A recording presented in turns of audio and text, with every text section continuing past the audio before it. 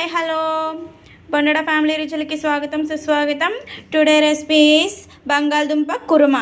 ఈ బంగాళదుంప కుర్మా గురించి చూసేద్దాం. ముందుగా 4-5 బంగాళదుంపలు పెద్ద సైజువి ఇలా ముక్కలు అదే వెనకాల తొక్కు తీయకుండా ఇలాగా కట్ చేసుకొని ఉడికించుకోవాలండి. దాని తర్వాత ఆనియన్స్ ఇలా కట్ చేసుకొని ఉప్పు జీలకర్ర పచ్చిమిర్చి అనేది వేసుకుందాము. ఈ కుర్మాకి ఇలాగైతే చాలా బాగుంటుందండి టేస్ట్. ఇలాగా ములిగేటట్టు నీళ్ళు అనేది పోసుకోవాలండి. ఇప్పుడు మనం మూత పెట్టేసుకుందాము. ఇది పేస్ట్ ఆడుకుందామండి.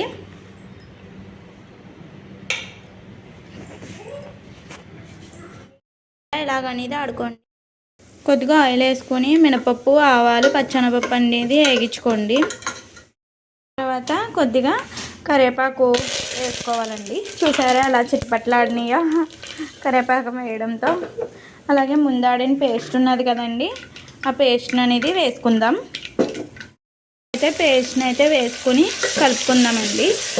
ఇలా కలుపుకొని చిటికెడు పసుపు వేసుకుందాం.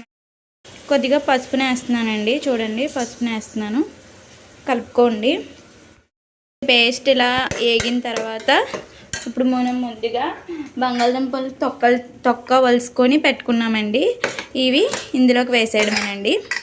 ఇవి వేసిన తర్వాత బాగా కలుపుకోవాలండి. ఇంకో చూసారా ఇలాగా కలుపుకోవాలండి.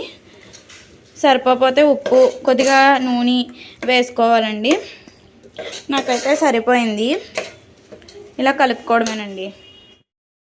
ఎంతో టేస్టీకరమైన బంగాళదుంప కుర్మా అనేది రెడీ అయిపోయింది. ఇలా ఒక బౌల్లోకి తీసుకొని సర్వ్ చేసేసుకోవడమే. చాలా టేస్టీగా యమ్మీగా కారంగా చాలా బాగుంటుందండి. మీరు కూడా ఒకసారి ఇలా ట్రై చేసి చూడండి. Thank you for watching.